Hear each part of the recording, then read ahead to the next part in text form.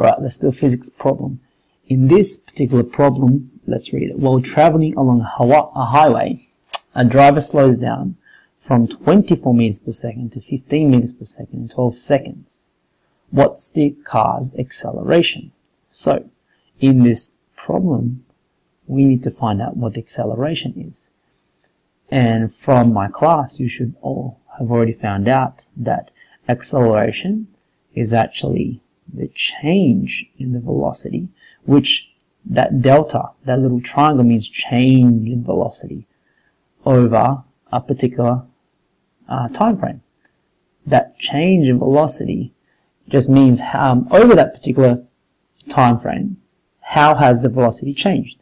So we know that at the end, it's going to have a certain velocity, so the final velocity, and it's going to be going a certain speed when it starts, the initial velocity, over a certain period of time. So this is actually the very important equation that you need to know.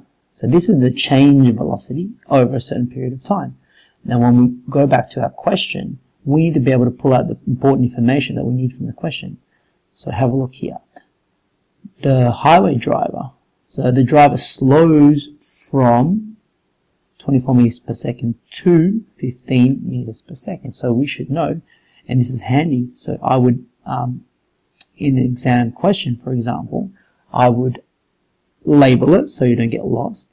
24 meters per second must be how fast they're going at the start, and they go to 15 meters per second, which is how fast they're going at the end, over 12 seconds, which is the time.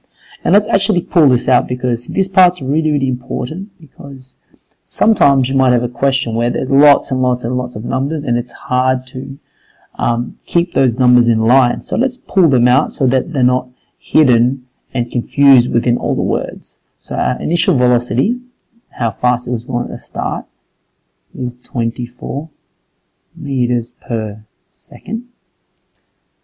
Our final velocity, how fast they're going at the end, is 15 meters per second. And the time period is 12 seconds. So if we plug that into here, our final velocity is 15 meters per second. Take that away from how fast we were going at the start, which is 24 meters for every second, and that's over 12 seconds. Let's first figure out the top part. What's the actual change in velocity? If we plug that into our calculator, you should get -9 meters per second. That just means that over that time period, the velocity changed to 9 meters per second. Changed 9 meters per second in total, but it got slower. That's what that negative means. It got slower 9 meters per second, basically, over that 12 seconds.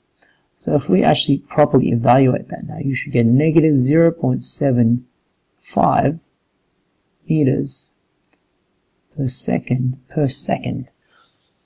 Now where do we get this per second? Why is this second squared?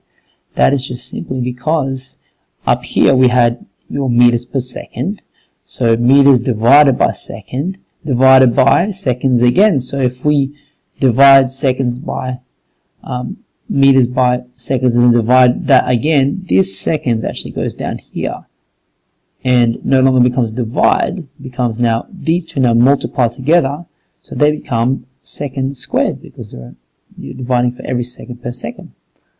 That's why you get second squared here. It's also very important to notice that we also have a negative value here. That just means that for every second that goes past, it is getting slower. That's what that negative means. It is decelerating. It's actually getting slower, 0.75 meters per second for every second that goes by.